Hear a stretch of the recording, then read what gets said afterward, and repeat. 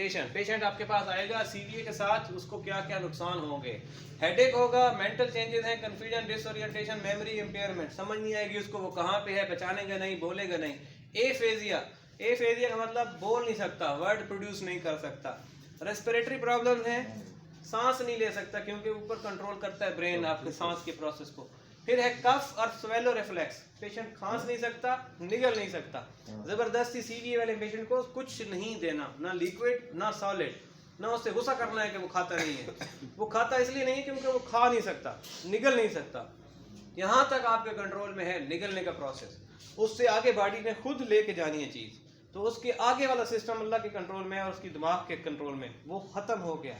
वो वाला निगल भी लेगा तो यहाँ रहेगा, और अगर उसके बाद वो ना लेके जा सके इसोफेगस में तो सांस की नाली में चला जाएगा, मर जाएगा, तो उसको फोर्स नहीं करते। फिर होता है एग्नोजिया, एग्नोजिया का मतलब सांस की स्मेल की जो है उसकी क्वालिटी ऑफ लाइफ पे जो उसकी एक आदत है वो ख़त्म हो जाती है, क्योंकि दिमाग कंट्रोल करता है आपकी सेंस ऑफ स्मेल को, तो वो भी ख़त्म हो जाता है। फिर है इनकॉन्टिनेंस, इनकॉन्टिनेंस का मतलब है यूरिन और पखाना करने की जो उसकी अपनी बॉडी के ऊपर कंट्रोल की सलाहियत है वो ख़त्म हो जाती है। यूरिन आउटपुट, पेशाब और करना पखाना करना कंट्रोल से बाहर चला जाता है। फिर है सीजर्स, सीजर का मतलब झटके लगते हैं, फिट्स पड़ते हैं। उसके बाद है हेमीपरीसिस और हेमीप्लीजिया।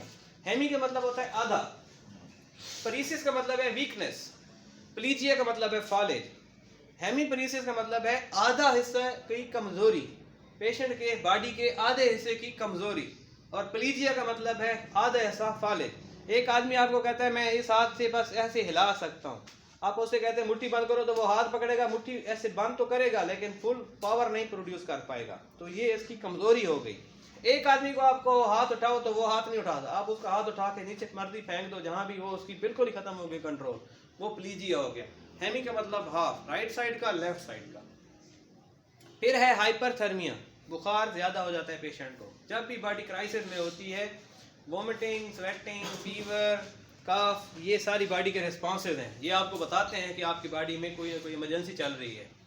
फिर इमोशनल एबिलिटीज, रोना, डिप्रेशन, गुस्सा करना, हंसना, पागल हो जाना, वो सब बातें होती हैं। फिर है विजुअल चेंजेस, दिमाग कंट्रोल करता है आंखों को, तो हाफ अगर एक साइड पे दिमाग का हिस्सा डेड हो जाएगा तो आंखों का भी हाफ हिस्सा जो है वो डेड हो जाएगा।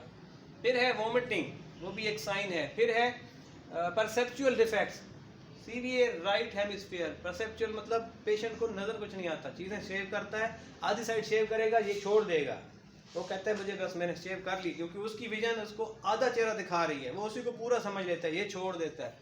उसके बाद hypertension associated blood pressure ही इस स्टेज तक लेके आता है, और ब्लड प्रेशर इसके बाद भी रहता है।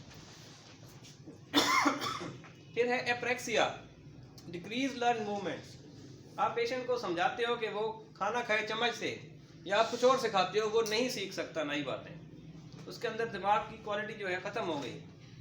ये बॉक्सेस में दिया हुआ है TIA, ट्रांजिएंट इस्केमिक अटैक, जो आमतौर पे थोड़ी देर के लिए रहता है।